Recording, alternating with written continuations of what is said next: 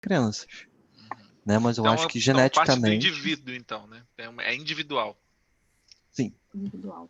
Ok, vamos ver a resposta. Então, não. Que diferentes são as almas ou espíritos de uns e outros. O corpo deriva do corpo, mas o espírito não procede do espírito.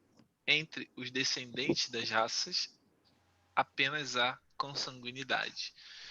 Então, a aparência física sim, mas as qualidades morais, ele pode, durante a encarnação, transmitir ao filho, né, as suas qualidades morais, e o filho vai aprendendo ali, né, mas não é com a reencarnação, logo que reencarna, aquele espírito traz as qualidades morais que os pais têm, né? Não é transmitido dessa forma, só durante a reencarnação. E a 207A. De onde se originam as parecenças morais que costuma haver entre pais e filhos? Se ele não transmite, então de onde vem essa parecença moral? Às vezes pai e filho com as mesmas qualidades, as mesmas características. Ressonância, ou talvez os dois tenham longa data aí, diversas existências. Dos espíritos simpáticos de outras encarnações. Sim, sim. Alguém mais? Thaís está quietinha hoje.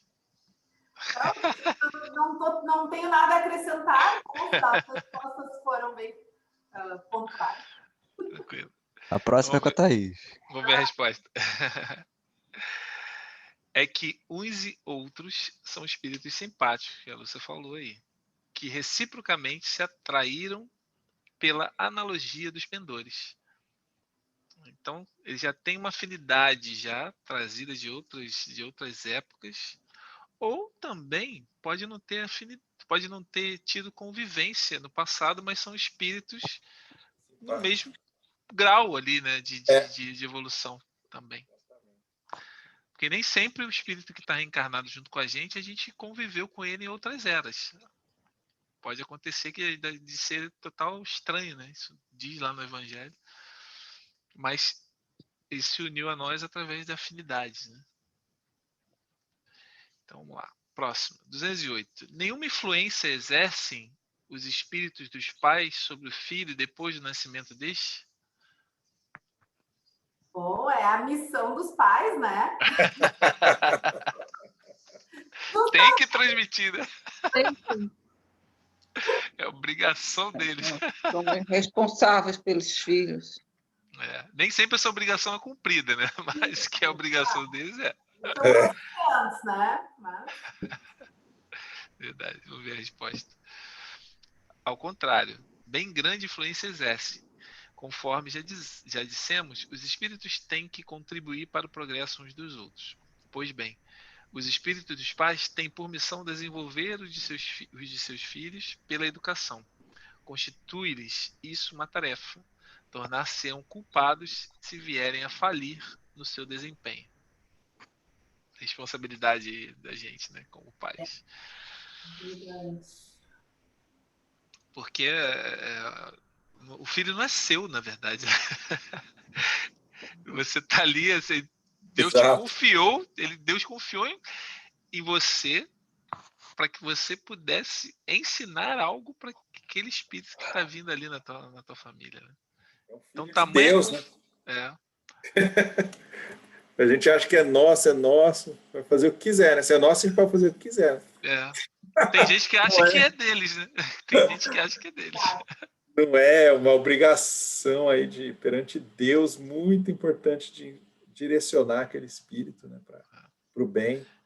Exatamente. E mostrar o mundo, né? Porque vai chegar um momento que esse espírito ele vai viver no mundo. Né? Ele vai largar você e vai viver no mundo. Então ele tem que estar preparado para viver no mundo. Ele tem que estar preparado para viver no mundo sem ser do mundo. Sem ser do mundo. Exatamente. Isso é que é o mais importante, né? Que o que eu acho também muito impactante nessa missão dos pais, né? A gente educa os filhos e procura passar os valores e ajudar na formação desse novo ser, porque ele vai impactar na sociedade, né? Ele vai contribuir, vai conviver na sociedade. Ele pode impactar a sociedade positivamente ou negativamente, Sim. né? De acordo com os valores que a gente conseguir, que ele cultivar, né? Com os valores éticos e morais que ele cultivar. Uhum. Então, tem uma responsabilidade gigantesca, né? Aí, em como a gente consegue também desempenhar essa nossa missão como pais, né? É uma grande responsabilidade, né? Porque Hitler teve mãe e pai. Nossa, Exatamente. Mahatma Gandhi teve mãe e pai, né? Uhum. Então, existe a predisposição própria do espírito, claro, né?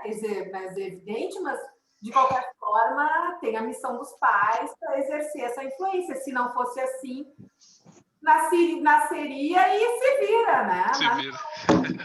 Igual animal, né? E uma das ferramentas mais poderosas de modificação do mundo é a educação da primeira infância, né? Que a formação de novas gerações que vão vir aí e vão mudar o mundo no futuro. Uhum. É uma responsabilidade imensa. É porque muitos espíritos eles vêm preparados para mudar o mundo, né, de alguma maneira. Se eles não são bem educados, a tarefa ela vai cair por terra. Né? Por exemplo, um espírito, não sei se vocês sabem, o Napoleão Bonaparte, por exemplo, ele veio com uma missão muito grande, uma missão reencarnatória muito grande, que era preparar a Europa para a vinda de Allan Kardec ali, né? Facilitar o caminho, uma das missões dele, né? Mas ele falhou. Tinha muitas conquistas de outras eras. Não sei se falhou por conta da má educação, né? Do próprio espírito, a gente não tem como afirmar isso, né? Às vezes o próprio espírito, apesar da educação, da boa educação que se tem, ele acaba se transviando de alguma maneira. Né? Espírito nobre, eles comentam num das obras, né? Não sei se é uma obra bem confiável, comenta, ele é espírito nobre, espírito de escola, eles chamam, mas realmente não sucumbiu à sedução do poder, né? Você vê como é a influência da matéria, a influência desse ambiente no espírito. Uma frase que fala que o poder corrompe e o poder absoluto corrompe absolutamente. Por aí. Exatamente. Qualquer um não. Então essa missão nossa, né, de como pais é uma missão muito importante, porque se a gente consegue direcionar esses jovens, né, os nossos filhos, bem direcionados, tornando-os homens de bem, a gente está contribuindo para o todo, a gente está contribuindo para a evolução do planeta. O problema é se nós tivermos valores deturpados, nós vamos transmitir valores deturpados para nossas infâncias. Não é à toa que existe uma geração de fanáticos para um lado ou para o outro, né? Sim, mas aí terão menos culpa, vamos dizer assim, do que aqueles que têm o conhecimento e não fazem. Verdade. Porque, às vezes, se os pais fizeram de tudo, mesmo que eles tenham os conhecimentos deturpados, né? Eles passaram aquilo por ignorância, eles acabaram passando isso de alguma forma para os filhos, ele não sabia também. Né? Uhum. Porque muitas vezes eu vejo, por exemplo, uma negligência muito grande, principalmente de alguns pais espíritas, com os seus filhos espíritas também, com seus filhos, né? Por exemplo, pais que não direcionam seus filhos para uma educação religiosa, que seja na igreja, que seja na casa espírita, enfim. Muitas vezes eu já perguntei lá na minha casa espírita do Brasil, eu perguntava aos pais, mas por que você não traz o seu filho para cá? Ah, porque ele não quer. Poxa, mas ele tem 9 anos, ele tem 11 anos, como ele não quer?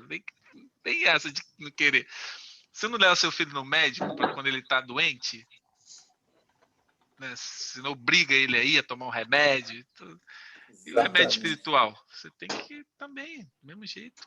Mas esse é um problema da época moderna, né, Daniel?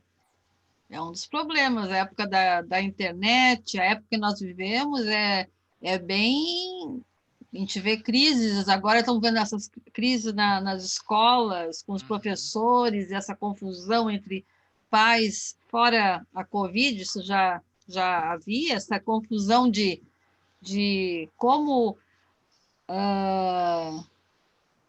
dá, assim, tem leis que dizem aqui para os filhos ligarem para a polícia para dizer que o pai está gritando com ele. Ora, quantos pais e mães que perdem a sua paciência e vão lá vão dar um tapa no bumbum, vão gritar, vão puxar a orelha, porque todo mundo está sofrendo a mesma pressão, né? Mas é aí que a gente fala, né? Desde pequenininho que a gente tem que fazer isso acontecer, né? Não é quando ele já se torna numa idade em que fica mais difícil. Porque quanto mais vai ficando mais velho, mais vai tomando consciência de si mesmo e mais vai combatendo você. E aí você tem que ter argumentos e principalmente qualidades morais, né? Que ele tem que ver em você um exemplo, uma moral para você poder educar esse filho. Tem que conquistar, né? Daniel, o que tem acontecido muito... É muito difícil, Daniel, porque o meu pequeno levava, era uma perreira, ele perturbava a reunião. Olha, eu chorava, foi o tempo todo assim. Mas o meu também, o meu quando era pequeno também perturbava, mas eu não deixava de levar, e eu sempre explicava para as pessoas, né? Olha, ele é uma criança, eu tenho que trazer, eu tenho que fazer, porque uma hora ele vai acalmar e acalmou.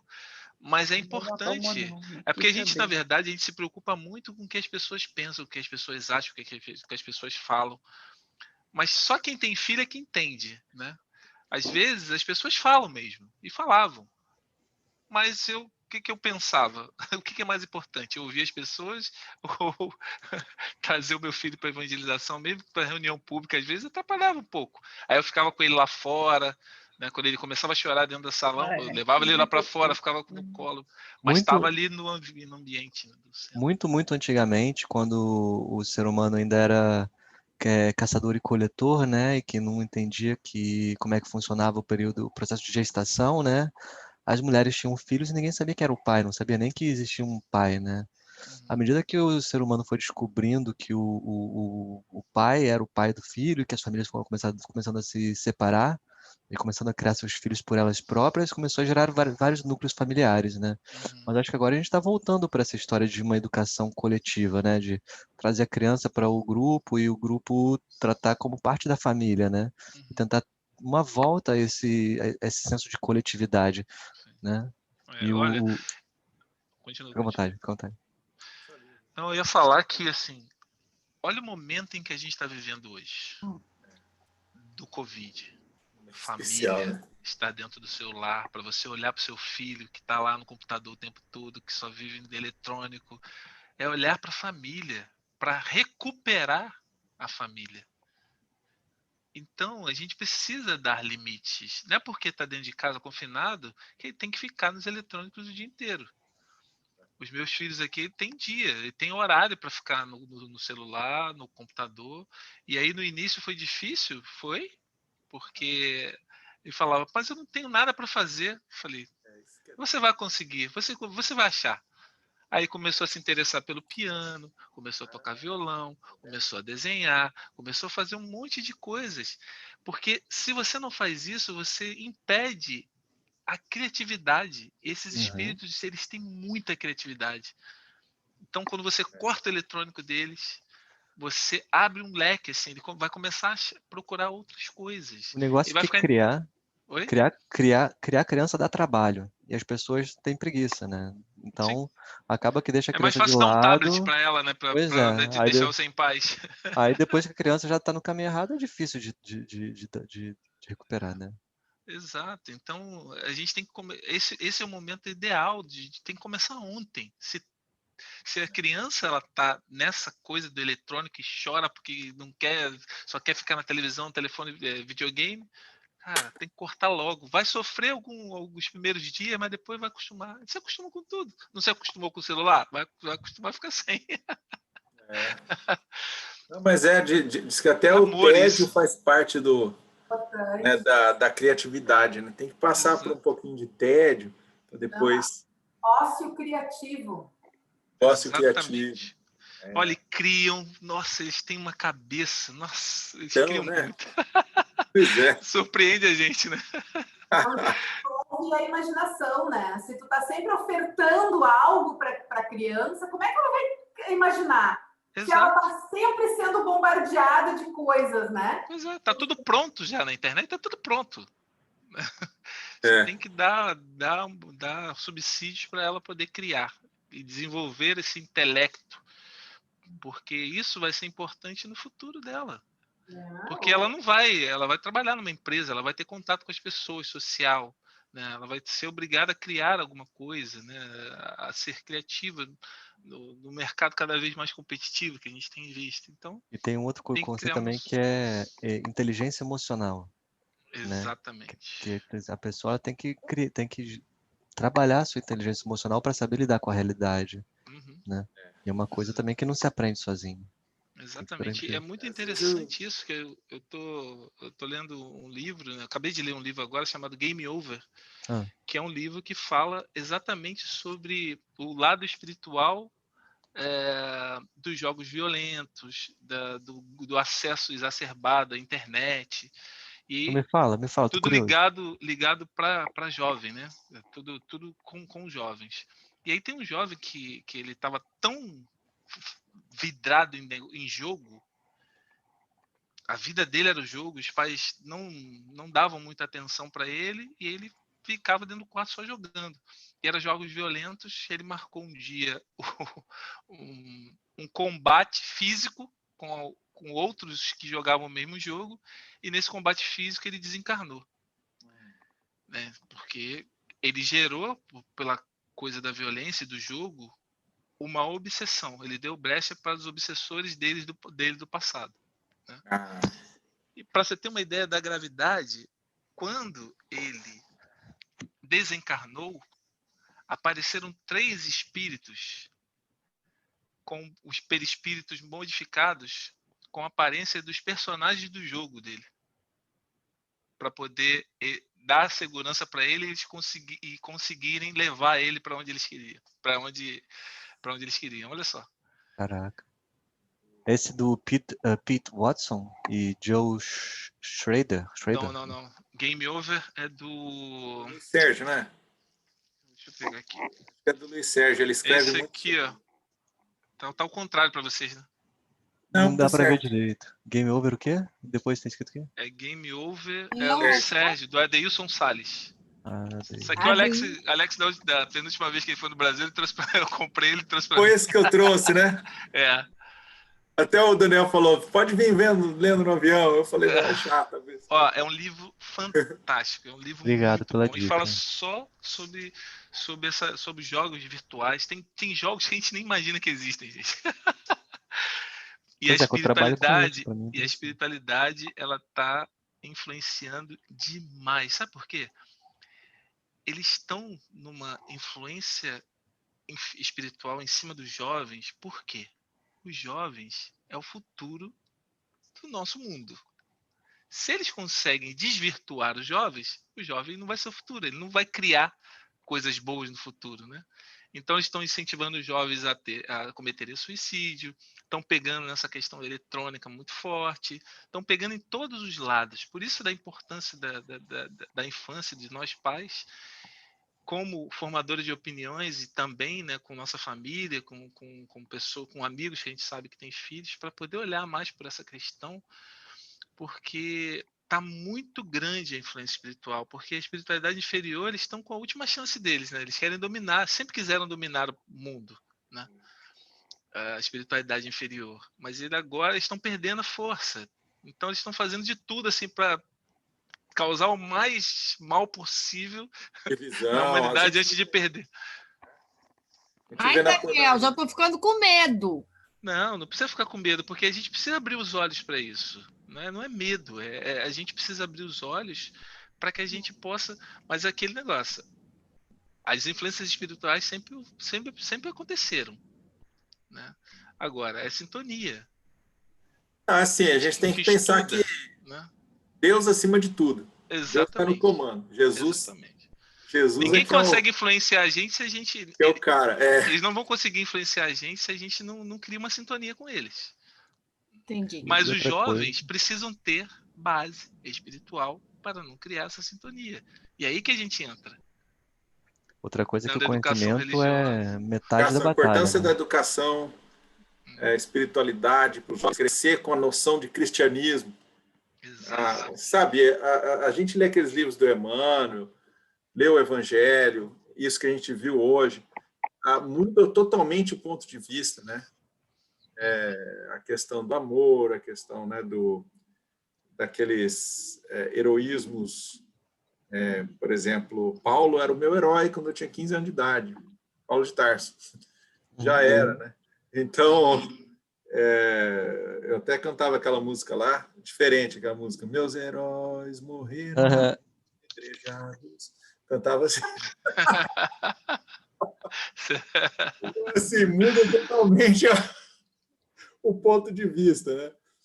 E os jovens que são uma esponja, assim, né, para absorver tudo quanto é coisa, mas também esse idealismo do cristianismo, de se autodescobrir, de fazer o bem, de trabalhar junto, de descobrir altas filosofias, né? Também absorve.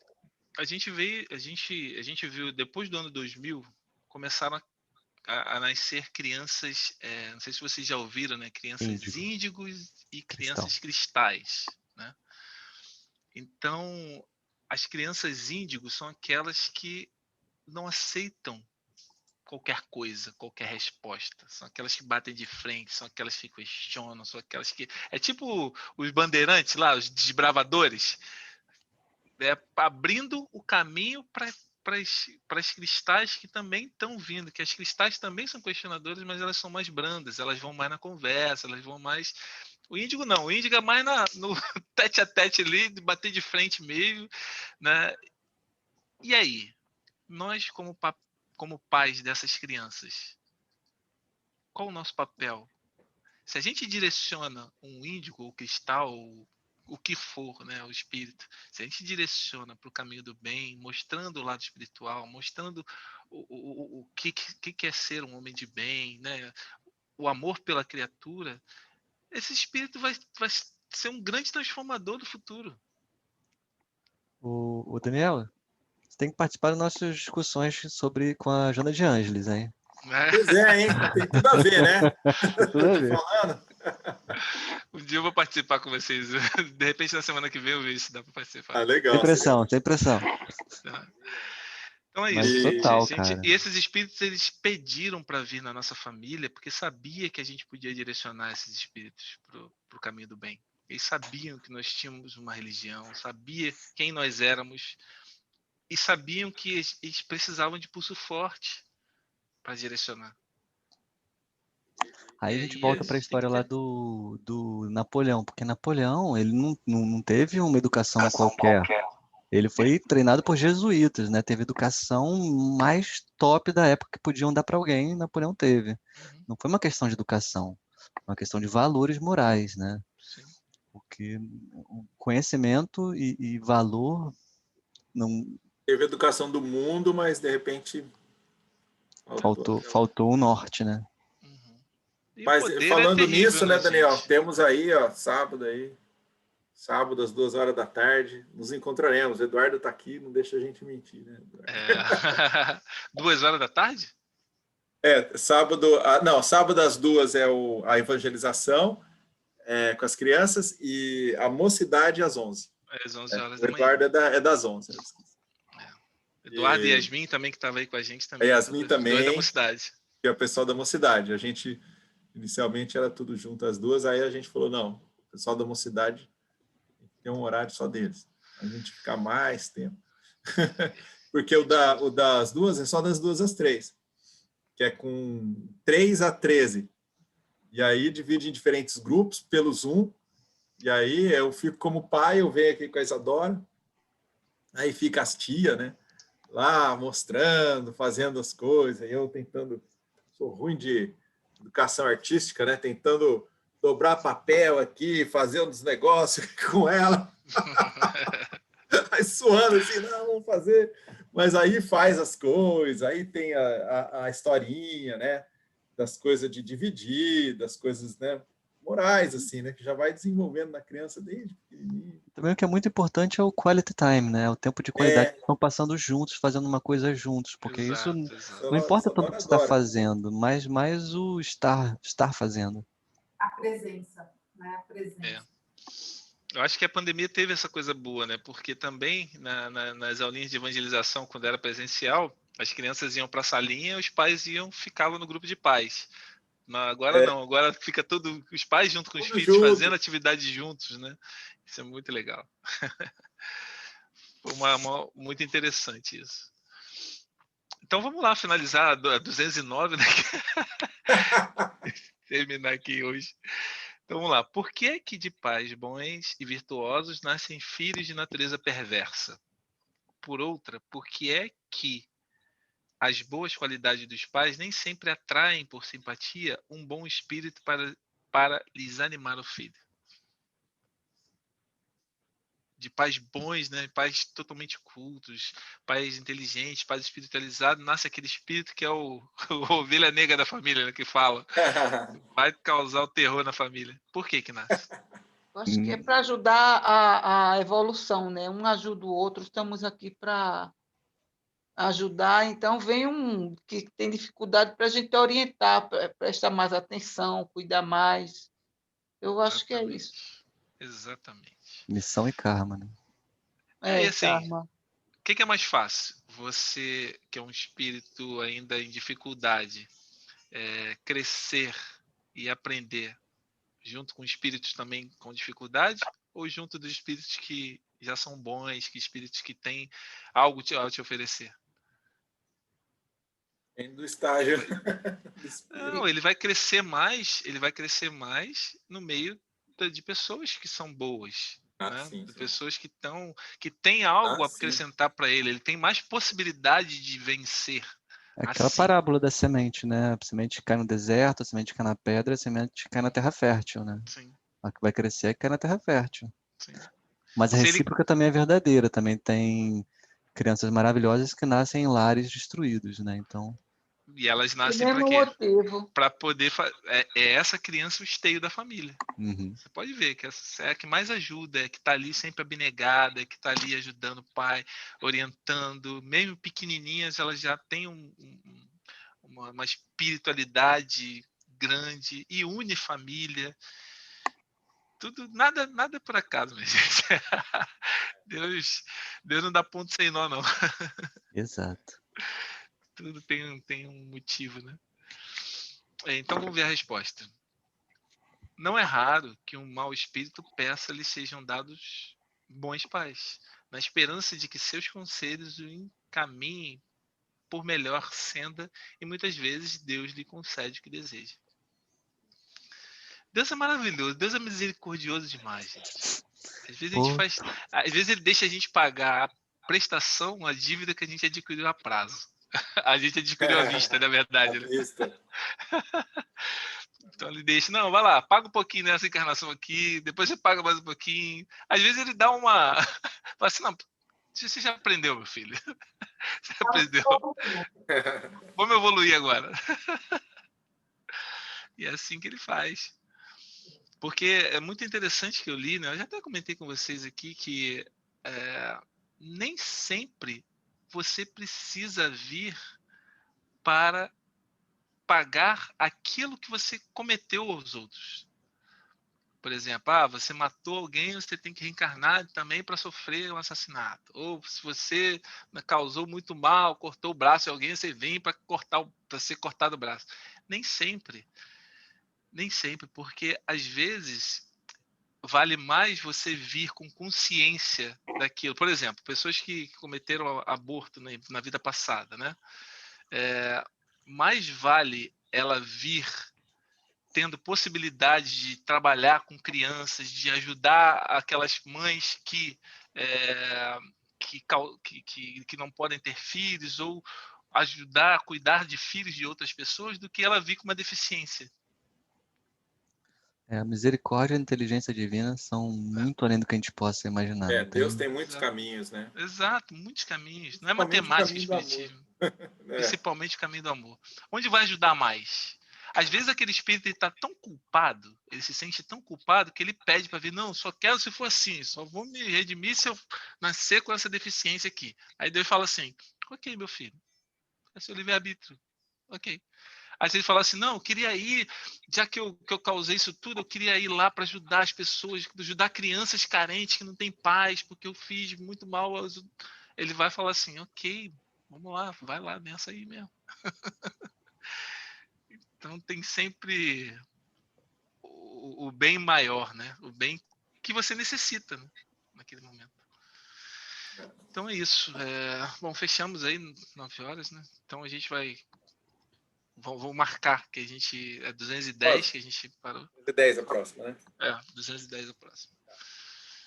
E é isso, gente.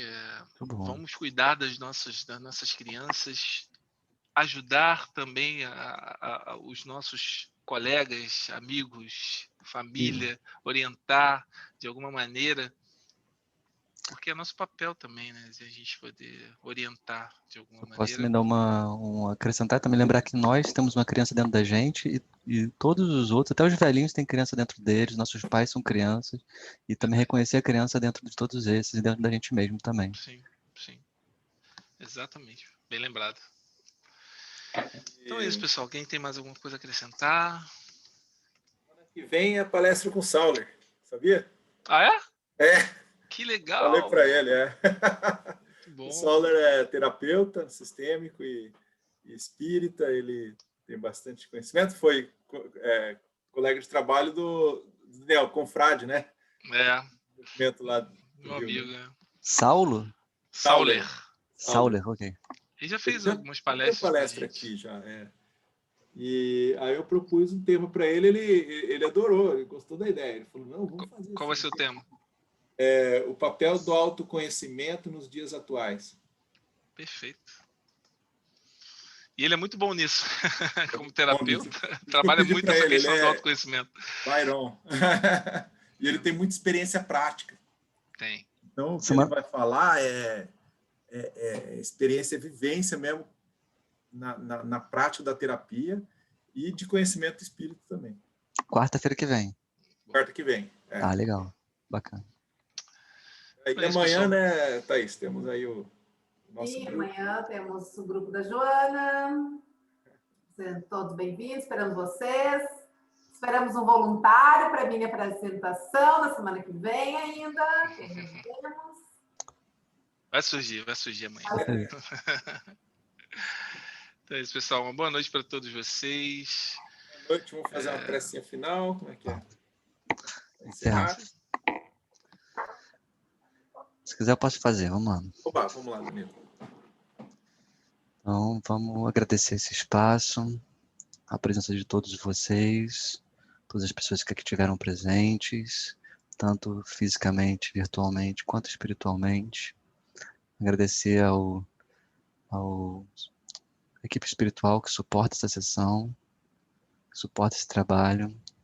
Agradecer a todo esse conhecimento que a gente aprendeu, as nossas discussões produtivas, a expansão dos nossos conhecimentos, ao carinho, à confraternização que nós temos entre nós todos. Agradecer termos saúde, agradecer estarmos vivos, agradecemos termos energia para trabalhar e que essa noite nós possamos descansar, que amanhã seja um dia novo, que tenhamos nossas energias renovadas, que estejamos prontos para mais um dia de mais trabalho, de mais estudo, de mais aprendizado, que a gente possa ser uma sementinha para trazer energia positiva para esse planeta Terra que está precisando. Muito obrigado e até a próxima. Seja. E aí, pessoal, boa noite a todo mundo. Obrigada. Boa noite, pessoal. Obrigada Muito boas as pela palestra, Alexis. Boa noite. Opa, obrigado por participar, gente. Fico feliz. Até amanhã, para quem vem amanhã. Até Tchau, tchau. Amanhã, tá quase todo mundo até amanhã aqui. Obrigado, Eduardo. Amanhã, Só falta Thaís. o Daniel. Alex, Gente, obrigado. posso te segurar 5 minutinhos? Tamo junto. Tchau. Claro. Muito boas as palestras aí. Se eu tiver mais oportunidade, eu venho mais. Isso Ô, aí, Eduardo, boa que noite. bom que você gostou. Legal, cara. Volte sempre, sim. Toda quarta, às 7 da noite. Beleza. Bem-vindo. Um abração É aí. isso aí. Até Boa sábado, noite aí, então, gente. Eduardo. Boa noite. Boa noite. Alexis, Oi. duas coisas. Uma, eu queria saber como é que tá lá a questão do centro físico, porque desde que teve Covid, que nunca mais fui lá e também eu comprava a bolinha de queijo, eu parei de comprar, não sei como é que estão precisando de contribuição. Queria saber como é que andam as coisas. Ah, tá. Pera só um pouquinho. Agora Eu que eu tô vi.